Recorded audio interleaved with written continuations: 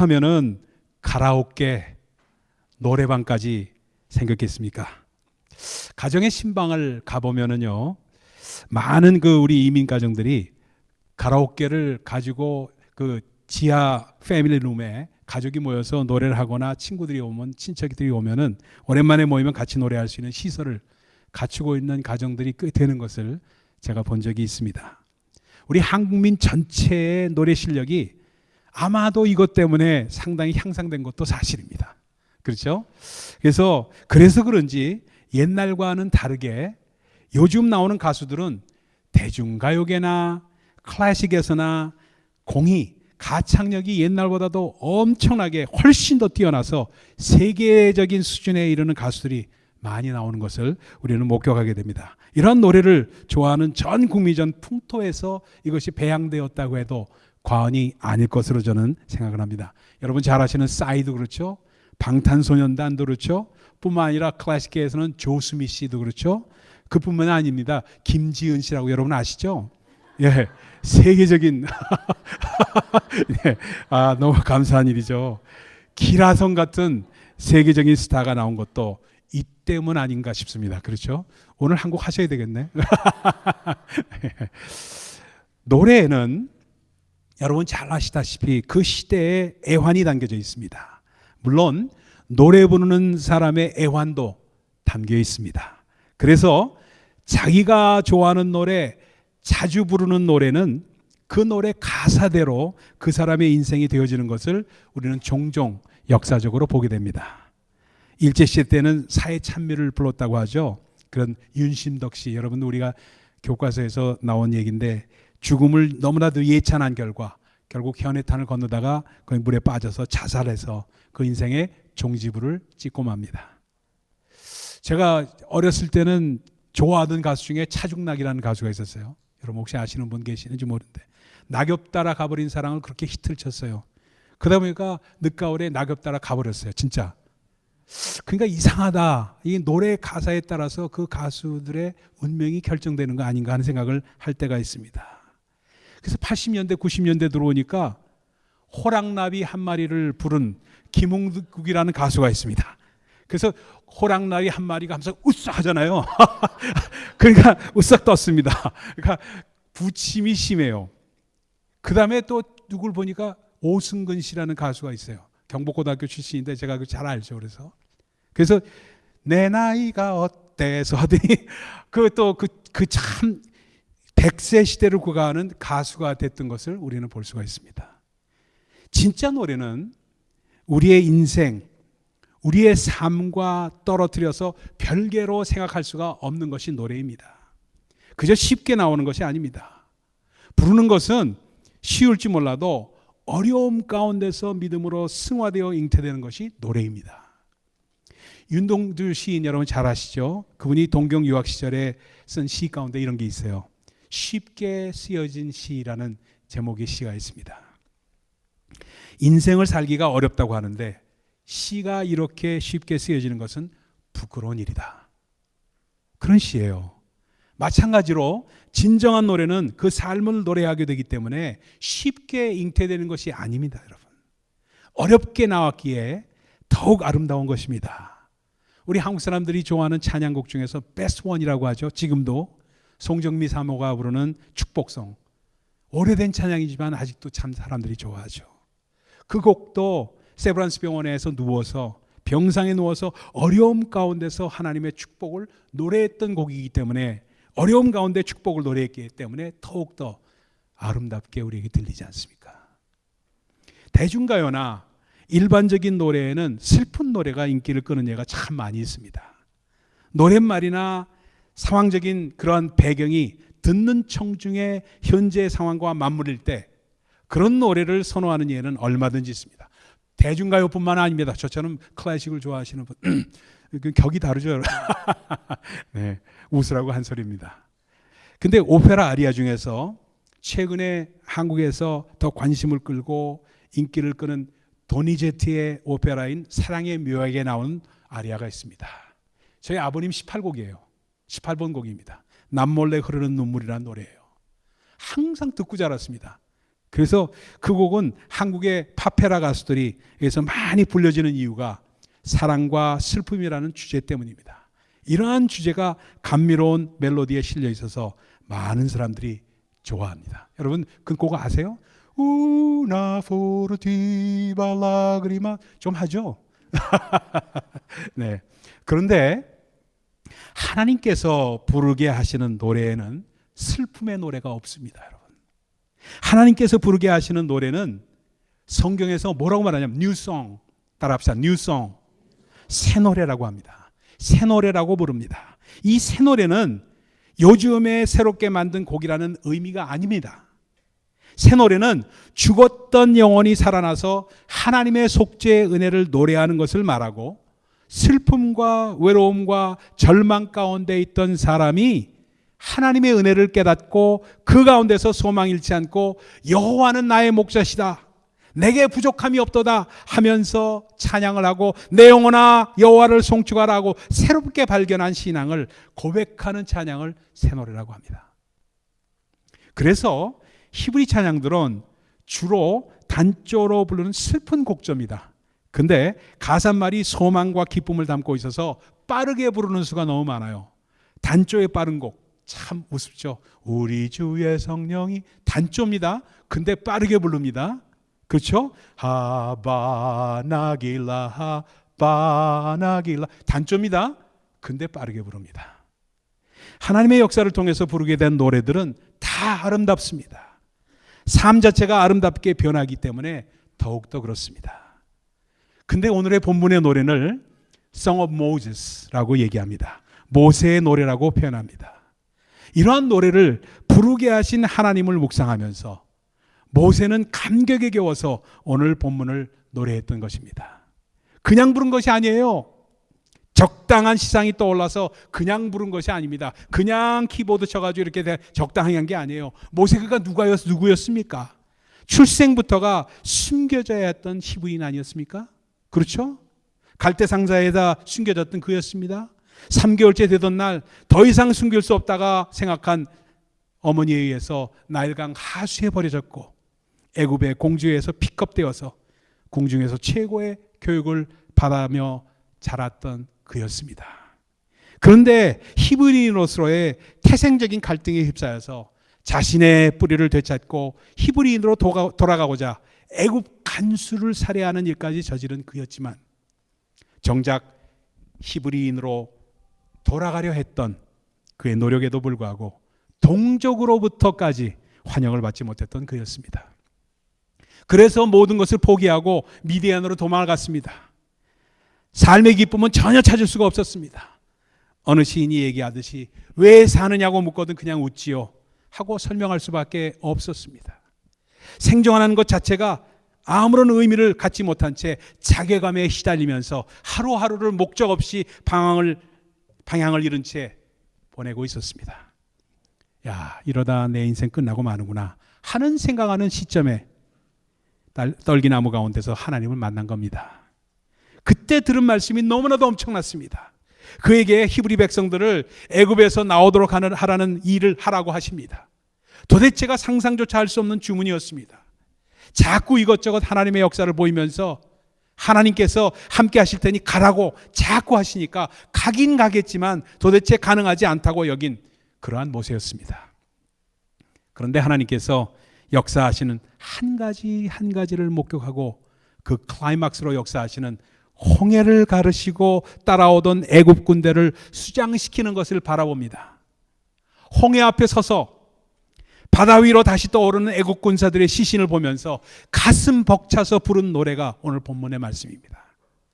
여기에는 엄청난 하나님의 메시지가 담겨 있습니다. 하나님은 노래를 부르게 하시는 여호와라. 따라합시다. 노래를 부르게 하는 여호와. 나는 너의 삶 가운데 나의 노래를 부르게 하겠다 하는 내가 너에게 노래를 부르게 하는 여호와라 하는 선언입니다.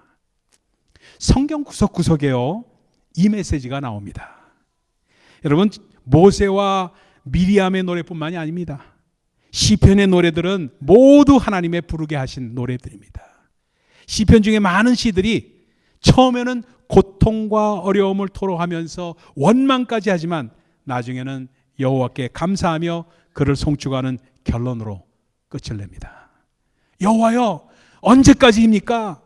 여호와여, 나의 대적이 어찌 그리 많은지요. 일어나 나를 치는 자가 많소이다. 여호와여, 나의 말에 귀를 기울이사 나의 심사를 통촉하소서. 여호와여, 어찌하여 멀리 서시며 어찌하여 환난 때에 숨으시나이까 하면서 고통을 부르짖는 그러한 시편들입니다. 수없이 고통을 토로하지만 하나같이 그 마지막은 여호와 하나님을 찬양하며 기쁨과 감사로 결론을 맺습니다. 구원은 여호와께 있사오니 주의 복을 주의 백성에게 내리소서. 여호와여, 주는 인자에게 복을 주시고 방패로 함같이 은혜로 저를 호위하시니이다. 내 모든 원수가 부끄러움을 당하고 심히 떨며 호련히 부끄러워 물러가리로다. 확연하게 하나님께서 부르게 하신 노래들입니다. 그래서 이사야 선지는 선포합니다. 여호와의 속량함을 얻은 자들이 돌아오되 노래하며 시온에 이르러 그 머리 위에 한 희락을 띠고 기쁨과 즐거움을 얻으리니 슬픔과 탄식이 달아나리로다. 여호와의 속량함을 얻은 자들이 누굽니까? 바로 우리들입니다. 그러니까 여호와 하나님은 우리로 하여금 노래하게 하시는 분이시라는 것입니다. 할렐루야. 새 노래로 부르는 사람들, 그것이 바로 우리의 새로운 신분입니다. 요한계시록에도 이렇게 말씀합니다. 저희가 보좌와 내 생물의 장로들 앞에서 새 노래를 부르니 땅에서 구속함을 얻은 14만 4천인 밖에는 능히 이 노래를 베풀 자가 없더라. 우리의 새로운 정체성은 바로 무엇이냐 하면은 시온산에서 새 노래를 부르는 자들입니다. 따라합시다. 시온산에서 새 노래를 부르자. 그러면 어떤 노래를 우리에게 부르시도록 하는가? 오늘 메시지입니다. 어떤 노래를 하나님께서는 우리에게 부르시게 하는가? 여호와 하나님께서 우리에게 부르게 하시는 새 노래는 어떤 노래인가?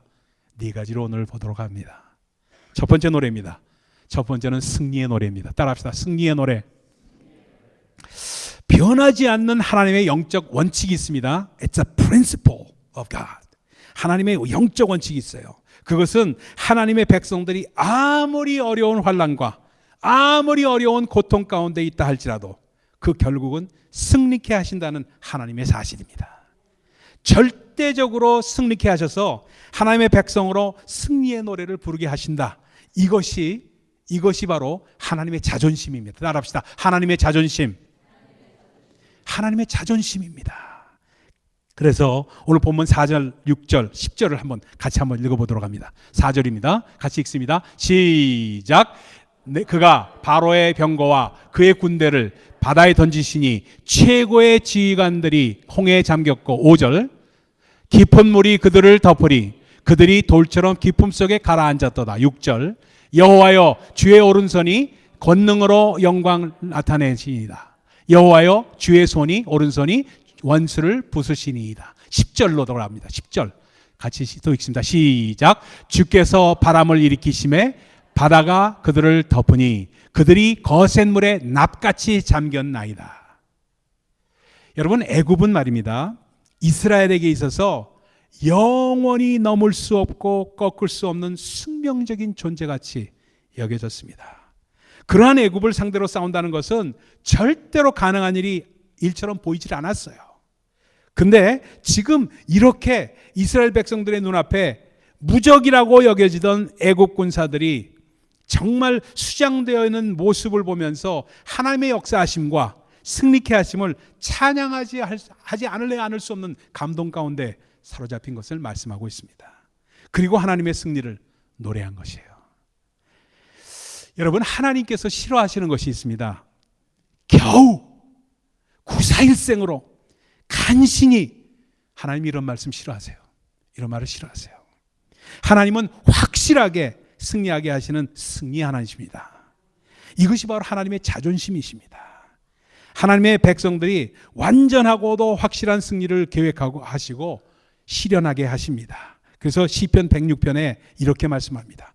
홍해 사건을 똑같이 노래하면서 하나님의 자존심, 하나님의 명예를 이렇게 설명합니다. 들어보세요. 그러나 여호와께서 자기 이름을 위하여 저희를 구원하셨으니 그 큰 권능을 알게 하려 하심이라. 이에 홍해를 꾸짖으시니 곧 마름에 저희를 인도하여 바다 지나기를 광야를 지난 것 같게 하사 저희 대적은 물이 덮음에 하나도 남지 아니하도다. 이에 저희가 그 말을 믿고 그 찬송을 부르도다. 하나님의 이름이 걸려있기 때문에 끝까지 바라보는 자에게 반드시 승리를 보이고 승리의 노래를 부르게 하십니다. 새 노래입니다. 새 노래. 여러분, 이 간증을 할 드릴 게 너무나도 많은데 번역도 있고 해서 그냥 지나가겠습니다. 두 번째 우리 주님께서 부르시기 위한 새 노래는 어떤 노래인가? 감사의 노래입니다. 감사의 노래. 따라합시다. 감사의 노래. 하나님이 하나님의 백성들인 우리에게 받으시기를 원하시는 것이 무엇입니까? 우리가 쉽게 얘기하죠. 영광 받으시기 원한다. 그렇죠? 영광 돌리기 원한다. 그 영광입니다. 하나님은 영광 받기를 원하십니다. 성경은 그렇게 기록합니다. 영광 받기에 합당하신 우리 주님이라고 소개를 합니다. 그런데 여러분, 어떻게 영광을 돌립니까? 영광을 쫙 해서 쫙 돌려요?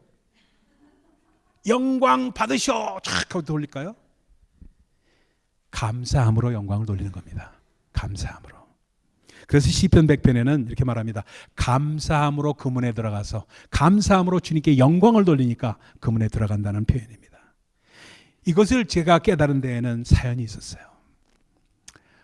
목회를 쭉 하다 보니까 제가 성도님들로 받는 땡큐 노트가 참 많았어요. 우리 교회에서도 많이 받았죠. 감사하죠. 너무나. 우리 교회 거는 제가 소개하기가 좀 뭐하고요. 그래서 땡큐 노트를 제가 감동적으로 제가 기쁨을 어떻게 주는지를 알게 되었기 때문에 하나님도 그러시겠구나 하는 순간적인 깨달음이 왔습니다. 제가 받은 카드 내용 중에서 단순했지만 참으로 저에게는 의미가 있었던 카드가 있었어요. 감사를 다시 한번 생각해야 한 그런 카드가 있었습니다. 1.5세 청년에게 받은 카드였어요. 이런 카드 내용입니다. 목사님, 아시다시피 저는 어렸을 때부터 신앙의 아버지 모습을 본 적이 없었기 때문에 아버지가 불신자였어요. 그런 것이 필요했던 것인지 모르겠습니다.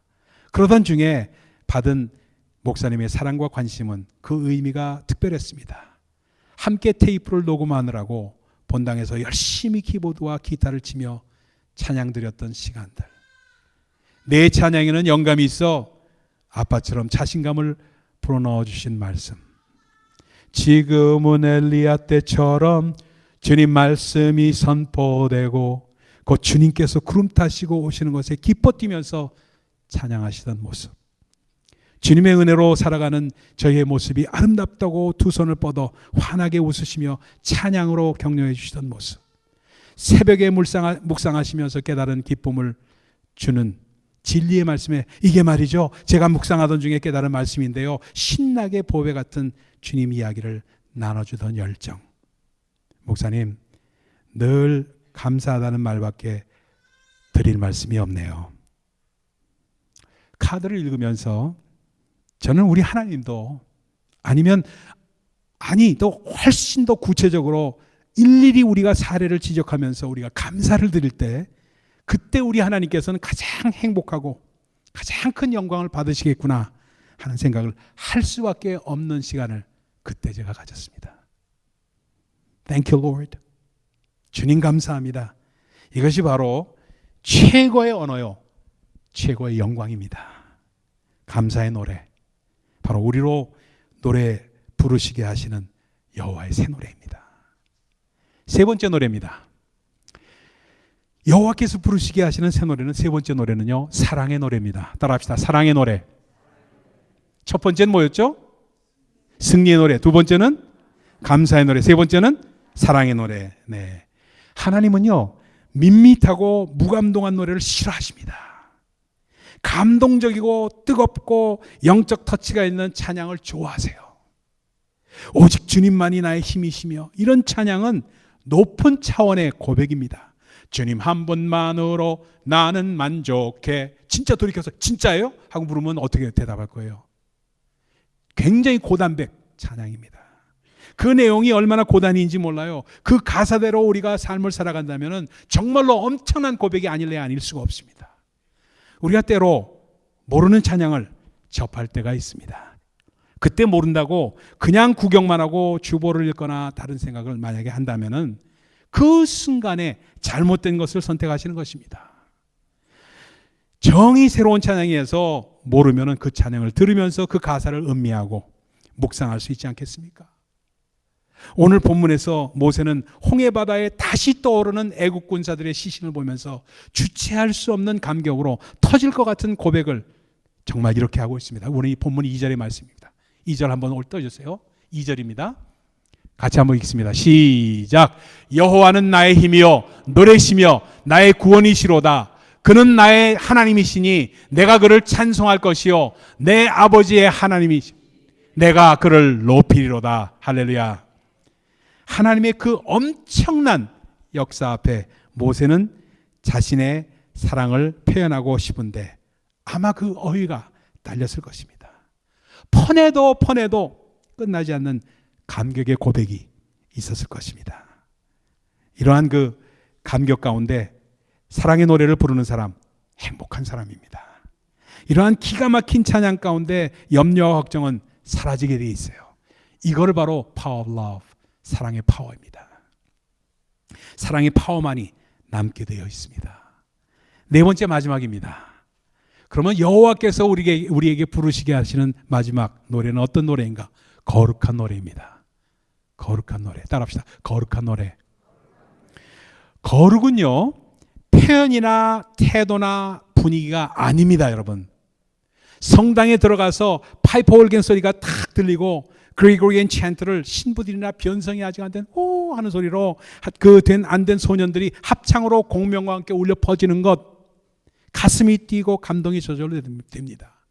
그런데요, 그것이 거룩입니까? 아니라는 겁니다. 두꺼운 안경을 끼고 검정 가운이나 검은 양복을 입고 두꺼운 성경책을 옆구리에 끼고 천천히 걷는 것, 그것이 거룩입니까? 아니라는 거예요.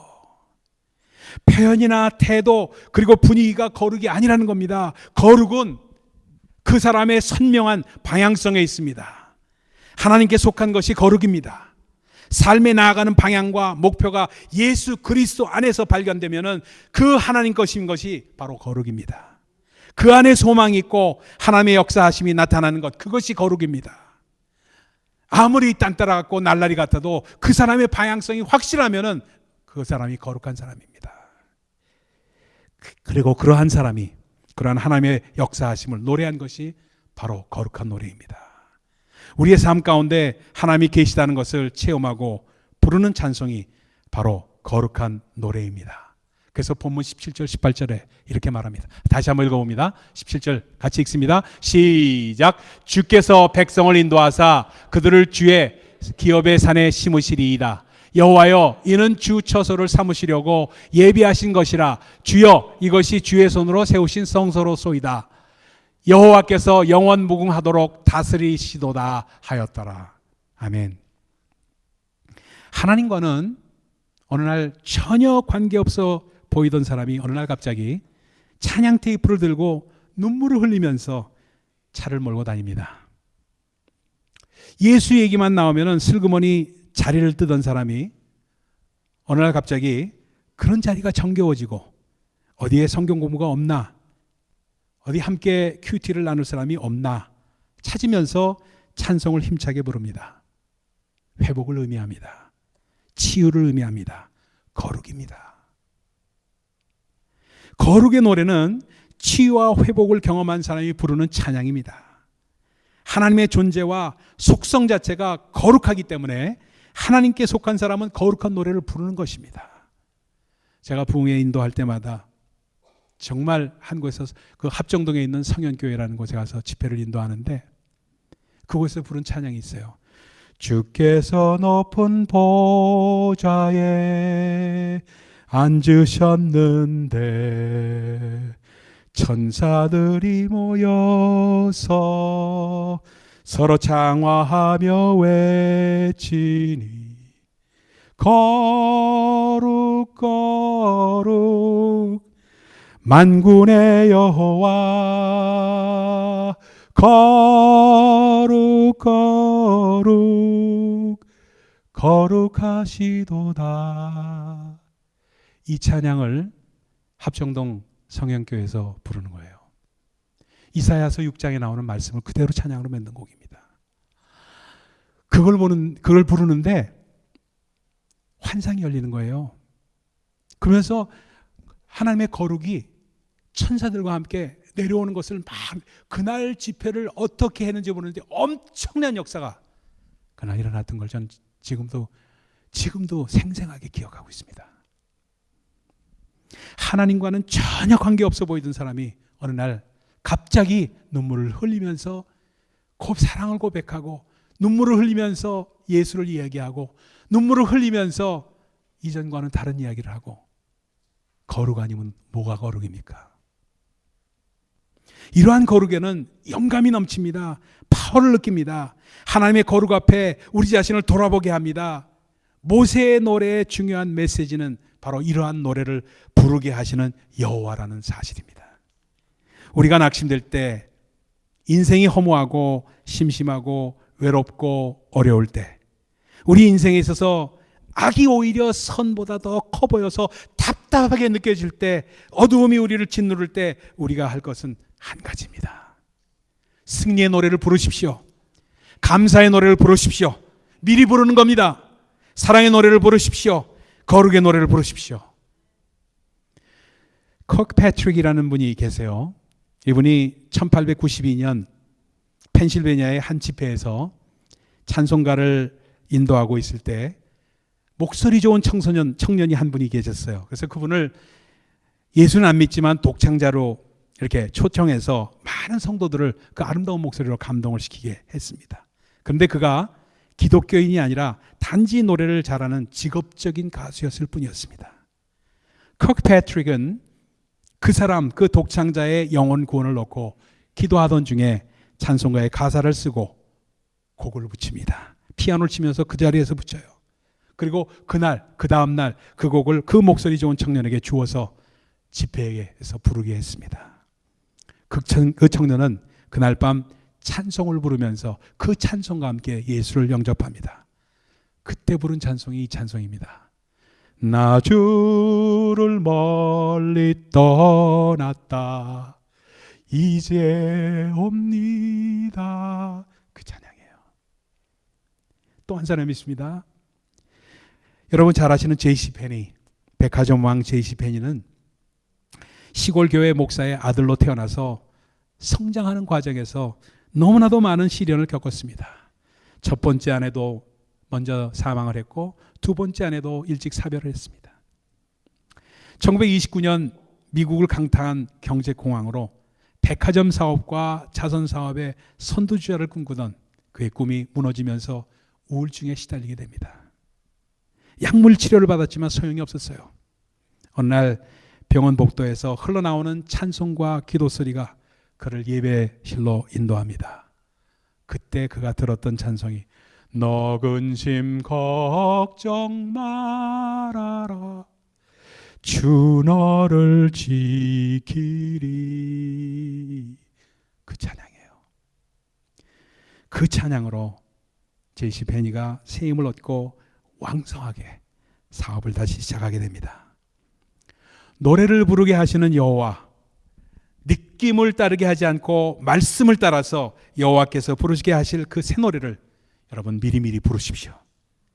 가나안 땅에 이를 때까지, 천상문에 도달할 그날까지 하나님의 노래를 붙잡고 부르면서 그 능력을 경험하면서 걸으십시오. 우리 주님께서 이루십니다. 기도하십시다. 하나님 감사합니다.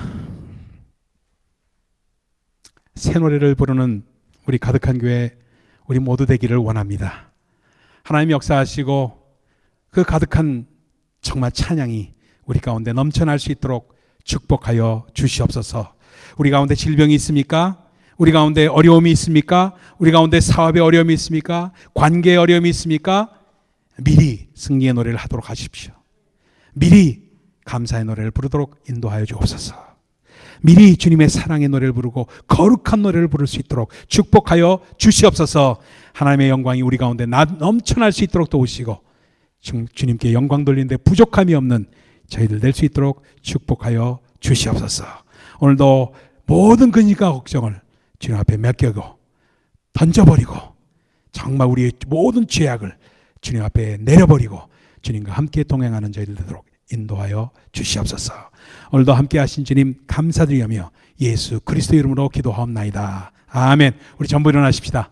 전부 일어나서 오늘 찬양을 하는데, 오늘 좀 새로운 찬양을 제가 밴드에도 올렸는데 이 찬양 여러분 같이 하기 원합니다. 주님의 은혜로 살아가는 당신의 모습이 아름답다고 여러분 옆에 분들을 찬양하시기 바랍니다. 여러분들 그럴 때 기도하는 마음으로 우리 부부배 장로님 특별히 위에서 기도해 주시면서 찬양하세요. 부부배 장로님 여러 가지 어려움도 있는데 지난주에 이렇게 걷다가 애가 이렇게 갑자기 뛰어오는 바람에 얘를 피하다가 넘어지셨다고 해요.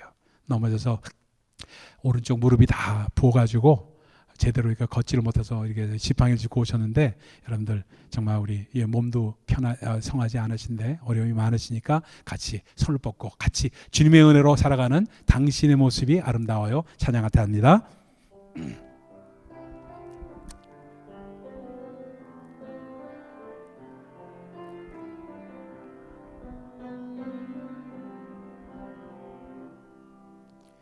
주님의 은혜로 살아가는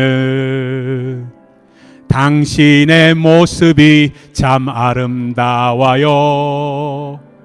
주님의 사랑을 나누어 주는 당신의 모습이 너무 아름다워요.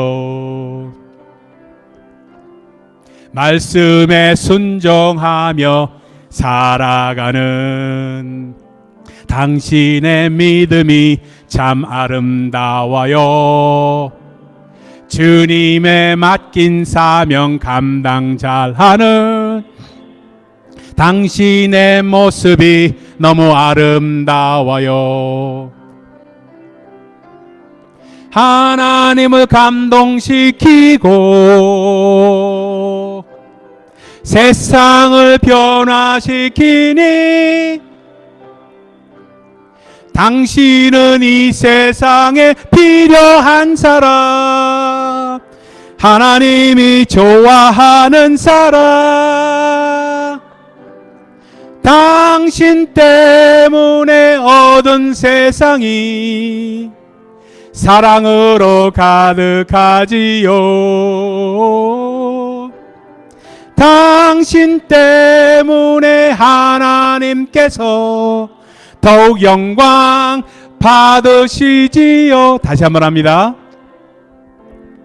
주님의 은혜로 살아가는 당신의 모습이 참 아름다워요. 주님의 사랑을 나누어 주는 당신의 모습이 너무 아름다워요.